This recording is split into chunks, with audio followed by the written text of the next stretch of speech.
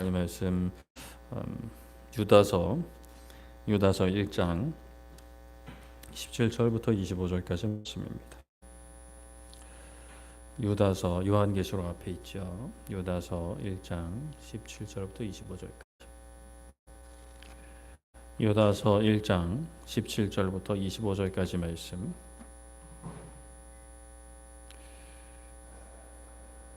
칠 절부터 25절까지 한 절씩 교독하도록 하겠습니다. 사랑하는 자들아, 너희는 우리 주 예수 그리스도의 사도들이 미리 한 말을 기억하라.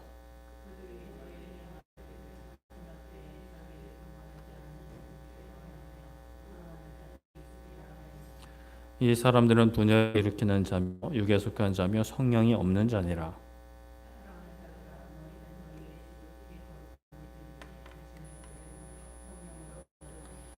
하나님의 사랑 안에서 자신을 지키며 영생에 이르도록 우리 주 예수 그리스도의 긍휼을 기다리라. 또 어떤 자를 불에서 끌어내어 구원하라. 또 어떤 자 그 육체로 더럽힌 옷까지도 미워하되 두려움으로 긍휼히 여기라.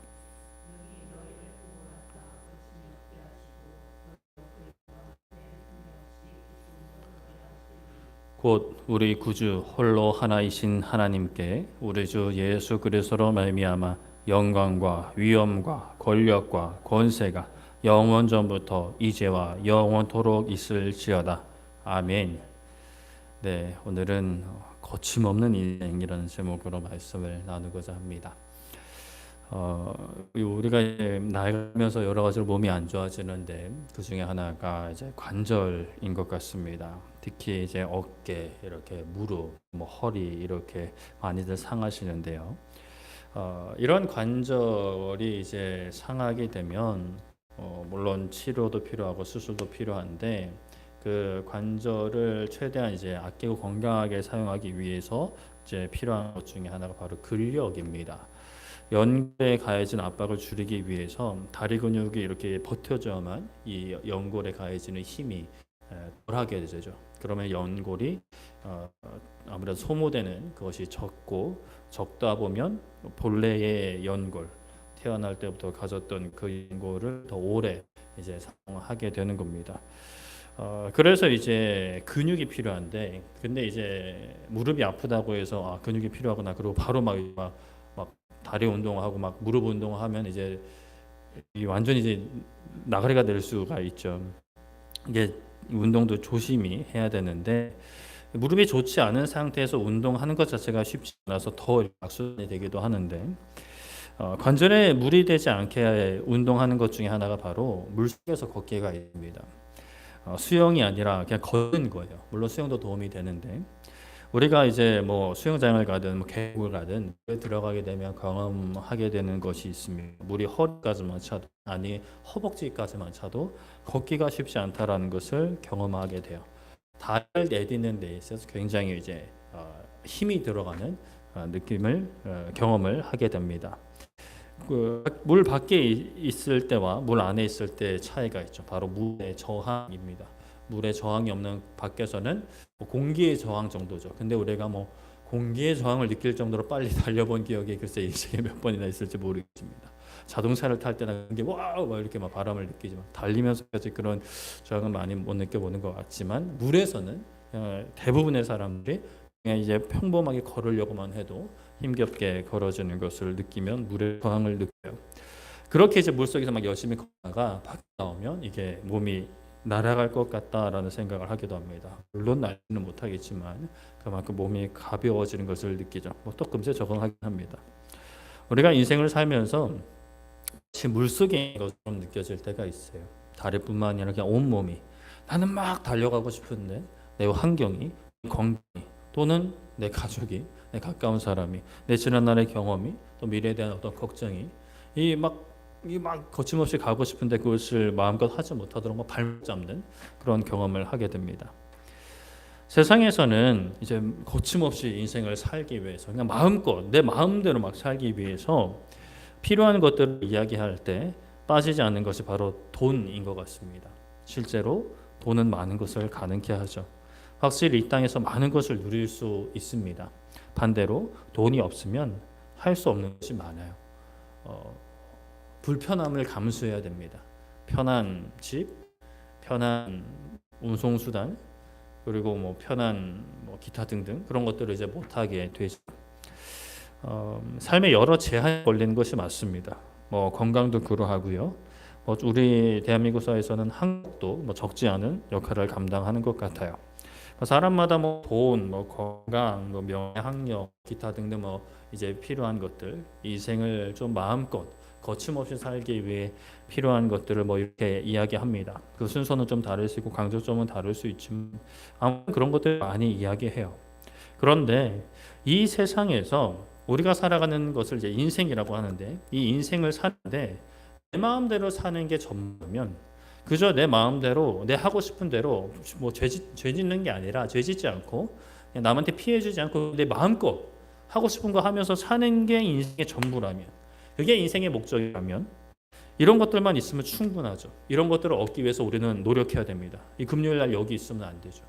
나가서 대리라도 뛰든지 부업을 하든지 아니면 푹 쉬고 주말 푹 쉬고 좀 뭐 리프레시하고 여가 활동하고 월요일부터 막 열심히 일을 해야 됩니다. 아니면 뭐 자영업이면 주말도 없이 일해야겠거든요. 그런데 우리는 고백합니다. 인생은 내 마음대로 마음껏 사는 게 인생이 아니다. 인생이란 내 마음대로 거침없이 사는 게 인생이 아니라 하나님 안에서 하나님을 만나고 하나님의 뜻대로 사는 것이 진정한 인생이다. 그것이 인생이 누리는 진정한 행복이다 라고 우리는 고백합니다. 아멘이 없네요. 그렇기에 우리가 인생의 본래 목적 그 가치대로 거침없이 살기 위해서는 돈, 건강, 명예 뭐 그런 것들도 도움이 되긴 하지만 사실 도움이 되는 것은 없어도 되는 것이고 반드시 있어야 되는 것은 예수님을 알고 예수님을 알아서 하나님을 알고 그 하나님과 함께하는 하나님께서 우리에게 허락하신 성령 하나님의 인도하심을 받는 삶이 너무나 절대적으로 필수적인 것이죠. 오늘 말씀은 그 거침없는 삶을 살기 위해서 필요한 삶에 어떤 조심해야 되는 것들, 지켜야 하는 것들을 좀 말씀을 하고 있습니다. 우리 오늘 새벽부터 살펴본 유다서 초반부에는 교회 안에 들어온 거짓 교사들, 거짓된 가르침을 따르는 이들을 주의하고 경계하라라는 말씀으로 구성되어 있었고 그들의 특징은 예수 그리스도를 부인하고 육체의 경건을 부정하고 또 권위를 업신여기며 원망하고 불만을 토하며 정욕대로 하고 자랑하며 아첨하는 자들이다라고 말씀을 하였습니다. 오늘 우리가 읽어본 17절에 계속해서 이어서 권면하고 마무리하는데요. 사랑하는 자들이라고 표현하면서 그 1차 독자들을 부르면서 오늘날 우리들까지 포함되죠. 우리 주 예수 그리스도 사도들이 이 한 말을 기억하라 합니다. 그 말은 마지막 때에 자기의 경건하지 않은 정욕대로 행하며 조롱하는 자들이 있을 것이다 라는 말씀이었죠.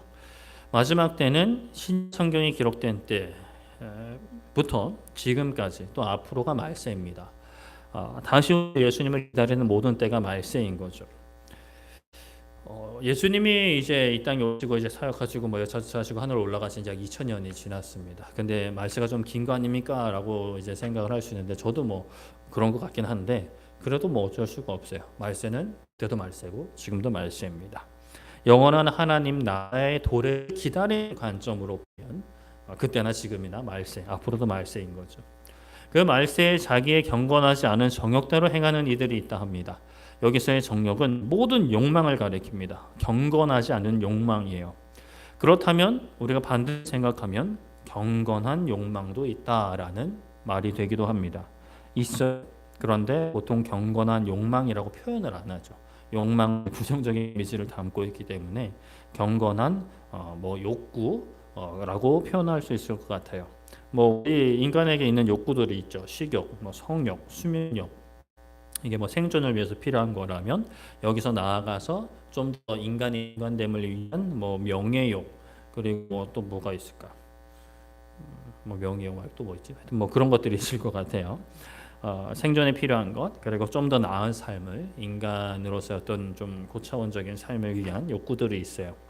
이 모든 욕구들은 하나님께서 허락하신 질서 안에서 사용되면 유익이 됩니다. 유익 정도가 아니라 하나님 안에서 기쁨을 누리고 또 하나님께 영광을 돌릴 수 있는 수단이 될 수가 있어요. 그런데 하나님께서 허락하신 질서, 이것을 통해서도 하나님께만 영광 돌립니다, 영광 돌리고자 합니다라는 마음이 없이 그저 욕구에만 충실하게 되면 이것이 무엇이 되느냐, 바로 죄가 되는 거예요. 안타까운 것이죠. 하나님 안에서 충분히 만족을 누리며 또 나누며 즐겁게 행할 수 있는데, 하나님을 모르거나 아니면 알아도 세상의 유혹에 이끌려서 하나님의 뜻을 벗어나 행하게 되면 그 순간에 즐거움은 있어요. 하나님을 모르는 사람들도 식욕, 성욕, 수면욕 이런 것들에 대한, 또 명예 이런 것들에 대한 즐거움과 또 보람 뭐 이런 것들을 누릴 수 있어요. 그러나 결국에는 어디로 가죠? 멸망으로 가게 되는 거예요. 지옥으로 가게 되는 거죠. 그리고 조롱하는 자들이 있다 합니다. 경건한 자들, 믿음을 지키며 하나님께 영광을 돌리고자 절제하고 인내하는 자들, 복음 전함을 위해 헌신하고 수고하는 이들을 조롱하는 자들이 있을 것이라고 사도들이 이야기했다 합니다. 이러한 사람들은 사도들이 이야기하기를 분열을 일으키는 자, 육에 속한 자, 성령이 없는 자라고까지 말했다라고 이제 이 유다서의 저자 유다는 강조를 하고 있어요. 분열을 일으킬 수밖에 없죠. 하나님의 영이 그 속에 있고 하나님의 영에 속한 사람들 사이에 있다면 분열하지 않아요. 그런데 하나님의 영이 없는 상태에서 하나님의 영이 있는 사람들과 함께 하려 하니 분열이 될 수밖에 없죠. 오히려 하나님의 영이 있는 사람들끼리 있으면 더 단합이 잘 될 수 있어요. 근데 물론 그들도 이제 파벌로 이렇게 나누겠지만, 교회의 기본 성격 중에 하나는 하나 되는 겁니다. 한 하나님, 한 예수님, 한 성령을 섬기기 때문에 본래 이제 정체성은 하나이기 때문에 이게 다른 어떤 삶을 살아도 점점 하나 되어져 갈 수밖에 없어요. 예수님과 깊은 교제로 나아갈수록 더 하나 되어져 가는 거죠. 다른 지교회, 지역교회, 다른 교단, 다른 문화, 다른 언어라 하더라도 예수 그리스도 안에서 하나입니다. 그렇게 우리는 하나 되기 위해 힘써야 하는 거예요. 눈에 보이는 교단을 통합하는 등의 노력도 필요하지만 꼭 그렇게 행정적인 통일이 아니라 하더라도 항상 예수 그리스도를 구주로 진실로 고백하는 교회라면, 그리스도인이라면 우리는 하나다라는 인식과 믿음이 있어야 합니다. 20절에 사랑하는 자들이라고 부르면서 너희는 지극히 거룩한 믿음 위에 자신을 세우고 성령으로 기도하라 합니다. 거룩한 믿음 위에 자신을 세워야 해요. 믿음 위에 우리 자신의 정체성, 삶의 모든 일상들, 지난 과거, 앞으로의 모두 세워나가야 되는 거예요. 나의 가치가, 나의 정체성이 있고 믿음이 있고 뭐 신앙생활이 있고 뭐 경건생활, 뭐 예배생활이 있는 게 아니라 믿음, 말씀, 신앙 위에 내 인생을 세워가야 되는 것이죠. 뭐 건강이든 명예든 뭐 돈이든 경제활동, 뭐 직업, 뭐 기타 등등이 다 믿음 위에 세워져야 되는 거예요. 세상의 가치관에 나의 삶을 빼앗기는 게 아니라 세상 가운데 살아가지만 거룩한 믿음 위에 세워지는 삶을 세워나가야 되는 거죠. 그리고 성령님으로 기도합니다. 하나님께서 깨닫게 하신 대로 이끄시는 대로 기도해야 되는 거예요. 이것이 꼭 막 기도하면서 막 환상을 보고 막 방언을 말하는 것만을 가리키는 것은 아닙니다. 물론 기도하다가 이제 환상을 봤다, 방언을 한다, 이건 은사예요, 복이에요. 그러나 그것을 못 보고 못 한다고 해서 성령님의 인도하심이 없느냐, 성령님 밖에 있느냐는 아닙니다. 말 그대로 은사는 모든 사람에게 주어지는 것이 아니고 교회를 세우는 목적에 합당하게 하나님께서 필요한 이들에게, 또 사모하는 이들에게 허락하십니다. 성령님으로 기도하는 것은 정리하면 기도하는데 있어서 내 주장과 내 고집을 세우지 않는 거예요. 기도는 뭐 저번에도 말씀드렸지만 내가 하고 싶은 이야기, 내 소원, 내 바람, 내 요구 사항을 막 다다다다다 막 이야기하고 아멘 이러고 이제 가는 게 기도가 아닌 것이죠. 뭐 기도의 초창기, 신앙의 초창기 때는 그럴 수 있는데, 기도는 점점 이제 성숙해짐에 따라서 어떤 뭐 미사역으로 말 잘 부르고 막 그 거룩한 목소리로, 특히 막 그런 분들께서 기도 많이 하신 분들은 예수 그리스도의 이름으로 기도합니다, 뭐 이런 식으로 이제 목소리 나오시는 분들 계시는데, 그런 분들 보면 저도 흠칫 놀라요. 저분 진짜 목을 갈아내셨구나라는 그런 생각을 하게 돼요. 그걸 뭐 조롱하는 게 아니라 그만큼 이제 기도를 많이 하신 분들이죠. 근데 뭐 그게 그렇게 되기 위해서 막 일부러 막 그냥 목을 긁으면서 기도하는 그것도 이제 잘못됐겠죠. 근데 이제 중심이 하나님 안에 있으면 너무나 기도 많이 했다는 복된 증거이긴 한데 하여튼 중요한 것은 이제 우리가 필요한 거 바라는 것을 바라고 구하는 기도도 분명히 이제 포함되지만 기도는 하나님의 뜻을 구하는 것이 기도예요. 하나님과의 교제, 하나님과의 관계입니다. 결국 하나님의 뜻에 합당하게 내 뜻을 내려놓는 게 기도예요.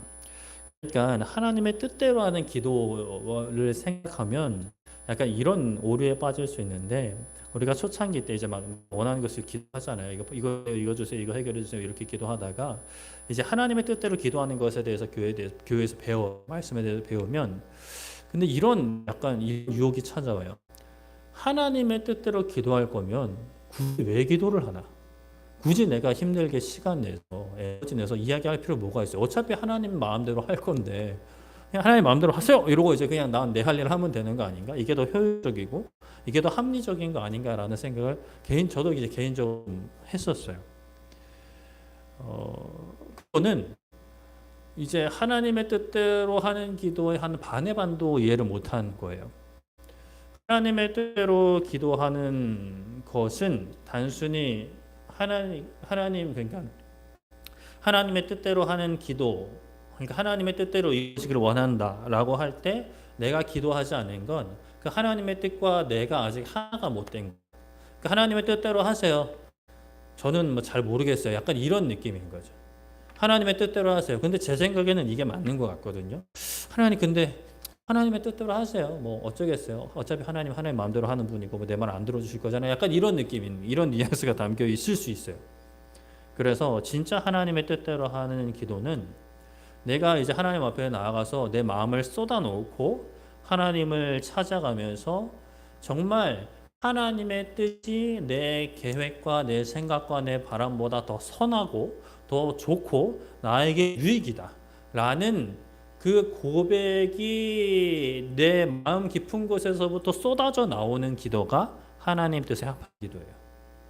그러니까 내가 아무리 많이 기도하고 아무리 막 금식하고 막 철야해도 여기까지 이르지 않으면 기도에 참된 유익을 누릴 수는 없는 거죠.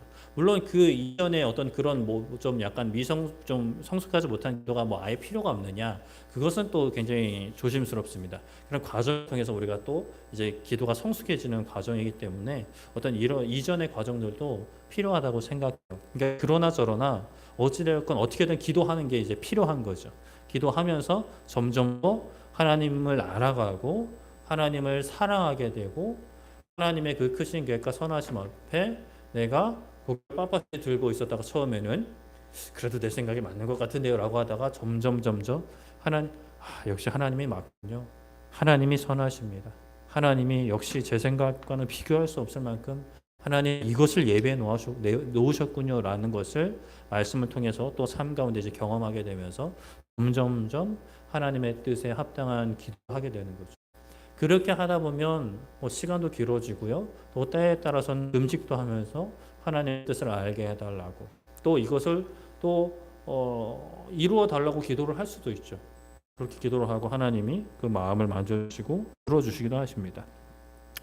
그리고 이제 21절에 보면은 하나님의 사랑 안에서 자신을 지키라며 우리는 자신을 지켜야 해요. 세상 속에서 어떤 범죄로부터 사기로부터 나와 우리 가족들을 지켜야 하기도 하지만 우리의 마음과 생각을 하나님을 사랑하기보다 세상을 사랑하게 만드는 모든 악한 유혹 속에서 우리는 생각을 지켜야 됩니다. 세상 걱정과 두려움, 불안과 염려로부터 지켜야 하고요. 세상의 헛된 기대와 야망으로부터 내 생각을 지켜야 돼요. 지키지 않으면 온갖 나쁜 것들이 우리의 마음과 생각에 들락날락거리고 자리를 잡게 됩니다. 그냥 나 우상 이러고 이제 들어오면 우리가 그래도 분별할 수 있어요. 근데 아주 교묘하게 합리적으로 아주 효율적으로 또 아름다운 모습으로 좋은 모습으로 우리의 마음에 침투해 와요. 우리가 아무리 튼튼한 성과 성문을 이렇게 해놓아도 파수꾼이 문을 활짝 열어놓고 문지기가 문을 활짝 열어놓고 딴짓하고 있으면 아예 출근도 안 하면 온갖 크고 작은 도둑들, 사기꾼들, 악한 것들이 들락날락거릴 수밖에 없어요. 그렇기에 지켜야 되는 거예요. 우리는 마음과 생각을 지켜야 합니다. 우리의 몸을 지켜야 되고요. 우리의 삶을 지켜야 되는 거예요. 그 지키는 것이 때로는 힘겹게 느껴질 수 있어요. 그러나 그럼에도 결국에 힘들지 않게 되는 것은 바로 우리가 하나님의 사랑 안에서 행하기 때문입니다. 공포와 두려움, 다른 사람들의 압박, 어쩔 수 없음 때문에 막 하는 게 아니라 나를 사랑하시는 하나님 안에서 행하기 때문에 그 사랑의 관계, 그 교제 안에서 연인과 같은 부부 같은 그 관계 속에서 행하기 때문에 이게 즐거움이 되는 거예요. 나의 사랑이신 하나님만 사랑하게 나를 지키는 것 행복한 일인 거죠. 만약에 사랑하는 사람을 위해 내 마음과 생각과 몸과 시간과 정성을 지킨다. 내 사랑하는 사람을 위해서 쏟고자 내가 에너지를 아끼고 시간을 아낀다. 그것은 희생과 기쁨과 즐거움이 됩니다. 뭐 평소에 굉장히 좋아하는 친구들이 있어요. 만나면 즐겁고 만나면 좋은 친구 하면서 막 즐겁게 막 이렇게 재미지게 노는 그런 친구들이 있어요. 근데 그 친구 중에 한 명이 연인이 생겼어요. 연애를 하기 시작했어요. 그러면 친구들은 어떻게 되죠? 더 이상 내 인생의 우선순위가 아니게 된 거예요. 그런 모습을 보면서 저 사람은 지금 친구들과의 만남을 희생하고 여자친구를 만난다라고 이야기하지 않아요. 우리를 버렸다라고 이야기하겠죠. 그냥 지 좋아서 여자친구 만나러 간다라고 할 겁니다. 그건 희생이 아니에요. 우리가 하나님과의 사랑 안에 있다면 세상 속에서 내려놓는 것들, 절제하는 것들, 인내하는 것들 희생이긴 한데 희생처럼 느껴지지가 않는 거예요. 그 방법은 유일한 방법은 하나님 사랑을 더 충만하게 알아가는 것밖에 없어요. 우리는 마음을 점검해야 돼요. 내가 하나님 사랑 안에 있는지, 그 사랑을 충분히 누리고 있는지, 내가 지금 그리스도인으로서 행하고자 하는 것이 희생으로만 여겨지는 것인지 아니면 즐거움으로 느껴지고 있는지를 통해 우리가 점검을 할 수 있는 거죠. 내 마음속에 다른 마음과 생각들이 들어오고 있다, 이미 들어와 있다, 그럼 얼른 얘기하면서 쫓아내야 합니다. 쫓아내야 돼요. 쫓아내는 방법은 더욱 하나님을 사랑하고 묵상하고 바라보는 거예요. 정기적인 오류가 있었던 것 같습니다. 네. 그렇게 영생에 이르도록 우리 주 예수 그리스도의 긍휼을 기다려야 합니다. 영생에 이르러야 합니다. 거룩한 믿음 위에 자신을 세우고요. 성령님으로 기도하는 것, 하나님 사랑 안에서 나를 지키는 것은 영생에 이를 때까지 계속하는 것이죠. 우리는 구원의 약속을 믿는 믿음으로 오늘도 영생을 살아가지만 예수님 다시 오실 그때에 온전하게 보일 겁니다. 그때까지 우리는 계속해서 이 일을 행하는 것이에요. 끝까지 포기해서는 안 됩니다. 돌이켜서는 안 돼요. 세상을 향해 가는 내 마음을 하나님께로 돌이켜야지. 하나님께로 잘 가고 있는데 세상을 향해 돌이켜서는 안 되죠. 그렇게 우리는 주 예수 그리스도의 긍휼을 기다려야 합니다. 오늘을 그렇게 거룩한 그리스도인으로 살도록 하시는 긍휼을 기다리고요. 영원한 하나님 나라로 들어가는 긍휼을 기다려야 되는 거예요. 우리가 이 모든 것을 잘 행한다고 막 기도도 잘하고 절제도 잘하고 인내도 잘 했다고 해서 영원한 하나님 나라에 들어가는 게 아닙니다. 이 모든 것을 행하게 하시는 하나님의 긍휼로 그리고 그럼에도 부족한 우리를 받아주시는 그 긍휼하심으로 우리는 영원한 하나님 나라에 들어가게 되는 것이죠. 그러면 우리는 그 긍휼하심을 매일매일 기다리는 삶을 살게 됩니다. 그러나 그 매일매일 막 기다린다고 해서 막 기다림에 막 지쳐가지고 막 쩔어버리는 그런 인생이 아니라 기대와 소망을 품고 살아가는 삶이 되는 거예요. 아침을 깨울 때도 하나님께서 오늘 베푸실 긍휼을 기대하며 소망하며 아침을 일어나게 되고 하루를 마무리할 때 부족한 게 있으면 하나님 앞에 회개하고 그리고 긍휼을 베풀어 주신 그 은혜에 감사하며 하루를 마무리하게 되고 또 내일의 긍휼을 기대하게 되는 것이죠. 내가 감당해야 하는 것들과는 비교도 되지 않을 만큼 그 사랑과 은혜를 베푸시는 분을 바라보는 그러한 삶이 된 것입니다. 그런데 이러한 믿음의 여정을 혼자 걸어서는 안 돼요. 동역하는 지체들도 있지만 이 길을 모르고 사망 가운데 거하는 영혼들이 있습니다. 22절에 보면 의심하는 자들이 있어요. 하나님을 의심하고 하나님을 알만 어설프게 아는 자들이 있죠. 이들을 그저 다그치고 혼내기보다는 긍휼히 여겨야 합니다. 아직 온전히 깨닫지 못해 의심하는 것이니 불쌍히 여겨야 하죠. 믿는 것이 진정한 행복이라면 믿지 못하는 것은 그 행복을 누리지 못하는 사람들입니다. 그러면 행복을 누리는 사람들이 긍휼히 여겨야 하는 거죠. 우리가 전도함에 있어서도 복음을 전함에 있어서도 나는 이렇게 힘든데 너는 이렇게 안 힘들어? 막 이런 식으로 전도를 하는 것은 절대로 아니죠. 내가 너무 행복하니까, 내가 너무 좋으니까, 이게 이제 생명이니까 이 길을 걷지 못하는 사람들에게, 또 우리 사랑하는 가족들에게 이것을 전해야만 하는 것이죠. 또 어떤 자들은 불에서 끌어내어 구원해야 합니다. 마치 지옥불에 들어가 있는 것처럼 사망의 구렁텅이에 빠져 있는 자들이 있어요. 그들을 어떻게 해야 되죠? 끌어내야 되죠. 물론 내가 끌어내는 거 아닙니다. 하나님이 하셔야 되는 거예요. 그러나 하나님은 우리를 통해 일하시기를 원하시기 때문에 우리는 헌신해야 합니다. 헌신이에요. 나의 몸을 바치는 거예요. 어, 내 마음대로 사는 건 헌신이 아니죠. 하나님께서 원하시는 대로 때로는 희생도 때로는 어려움도 불편함도 손해도 감당하는 것이 헌신입니다. 그 사망의 구렁텅이에 빠져 있는 그들이 예수님을 알고 구원에 이르도록 우리는 예수님을 또 말로 삶으로 알려주고 비추어줘야 되는 거예요. 어떤 자는 육체로 더럽힌 옷까지도 미워하되 두려움으로 긍휼히 여기라 합니다. 거룩하지 못한 육체의 정욕을 쫓는 그러한 삶 때문에 더럽힌 옷까지 미워하라 합니다. 죄악된 삶을 미워해야 돼요. 그러나 그 영혼은 하나님께서 구원하셔서 그 더러운 죄에서 돌이키기를 바라며 긍휼히 여겨야 되는 거죠. 불쌍히 여겨야 되는 거예요. 그 사람이 구원받지 못한 사람이라고 단정짓지 말고 지금은 구원받지 못한 사람처럼 행할지라도 그들도 회개하여 하나님께로 돌아와 나와 같이 구원받은 백성이 되기를 바라며 긍휼히 여기는 그런 기도와 헌신이 필요한 거죠. 이렇게 걸어가는 길에 주님이 우리와 함께 하십니다. 22절에 축복하며 그를 마무리하죠. 너희를 보호하사 거침이 없게 하시고 너희로 그 영광 앞에 흠이 없이 기쁨으로 서게 하시리. 곧 우리 구주 홀로 하나이신 하나님이라고 고백을 합니다. 하나님이 우리를 보호하십니다. 우리를 지키세요.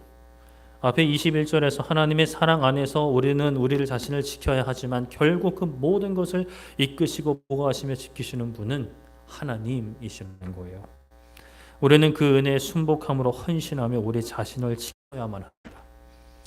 하나님은 우리를 죄악 가운데 보호하시며 거침이 없게 하십니다. 이 거침이 있는 것은 세상 속에 부유함으로 건강함으로 또 높은 지위로 막 거침없이 내 마음대로 사는 게 아니라 내 마음대로 행하는 게 아니라 죄에서 자유를 받아서 하나님을 사랑하고 이웃을 사랑하며 서로를 사랑하는 삶, 원수까지도 사랑하고 어떤 상황에서도 복음을 전하는 삶, 죄악과 싸우는 삶에 있어서의 거침이 없는 거예요.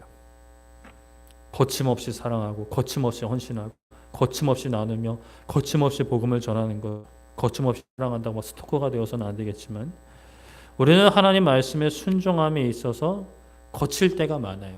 그러니까 이게 세상 걱정과 염려에 부딪히고 다른 사람들과 막 비교에 부딪히고 나 자신 연약함에 막 부딪혀요.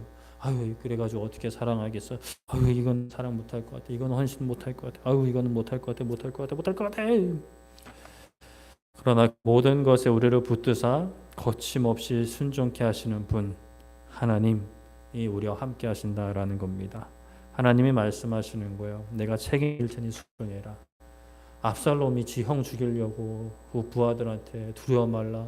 내가 너와 함께 한다고 내가 책임질 뭐 이렇게 또 얘기하는데 하나님은 우리를 살리시려고 또 다른 영혼들도 살리시려고 거침없이 행하게 하시는 거예요. 두려워하지 말라는 거예요.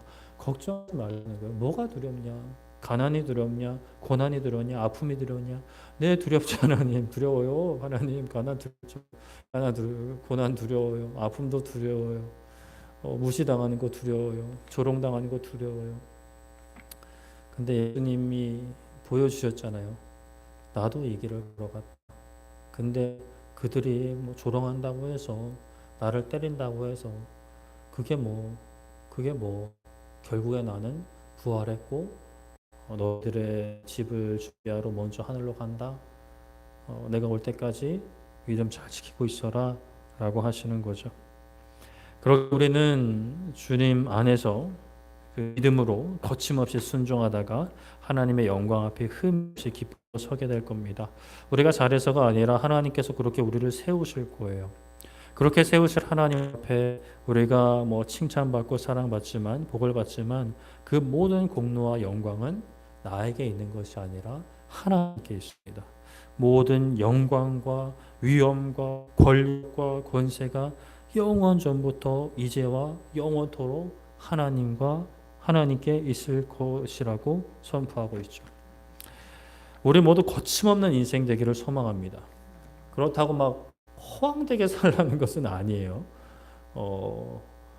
막 뜬금없는 이상주의자가 되는 게 아닙니다. 말씀에 근거해서 성령 하나님의 역사 안에서 거침없는 사람이 되라는 거예요. 나의 꿈, 하나님이 나를 도우신다 하셨으니까 이거 이루실 거야. 나의 꿈, 나의 야망을 이루는데 거침없는 사람이 아닙니다. 거침없이 내 야망도 내려놓고 내 바람도 내려놓고 평안함도 안락한 때로는 내려놓고 때로는 불편함도 감수하면서 억울한 일도 감수하면서 손해도 감수하면서 사랑하는 거, 섬기는 거, 기뻐하고 감사하는 거, 그러한 원수도 사랑하는 인생, 거침이 없는 인생. 마귀는 어떻게든 우리를 넘어뜨리려 하는데 뭐 전혀 우리는 상관없지롱 이러면서 이제 아주 그냥 마귀 그냥 열받아 그냥 죽어버리게 그냥 믿음으로 살아가는 승리하는, 정말 어떤 시험이 와도 룰루랄라 하나님 노래하면서 하나님께서 기뻐하시는 일에 거침이 없는 그렇게 순종하는 그런 인생, 그런 가정, 그런 교회 되기를 소망하고 축복합니다. 말씀을 정리하겠습니다. 사람들이 경고한 것을 기억하면서 당황하지 말고 하나님의 사람으로 해야 할 것을 하게 합니다. 지극히 거룩한 믿음 위에 자신을 세우고 성령으로 기도하며 하나님의 사랑 안에서 자신을 지키며 영생에 이르도록 예수 그리스도의 긍휼을 기다리며 다른 이들 긍휼히 여기게 합니다. 하나님께서 우리를 복하시고 거침없게 하시고 흠이 없게 세우실 것입니다. 그날을 소망하며 오늘 이 시간도 성령님의 이끄심 따라 찬양하고 기도하는 시간이 되기를 소망합니다. 우리 함께 찬양했으면 좋겠는데, 우리 아까 했던 찬양이죠. 우리 허무한 시절 지날 때. 인생은 허무해요. 그렇지 않으세요? 그러나 하나님께서 우리와 함께 하실 때 그 인생이 가치 있는 인생이 됩니다.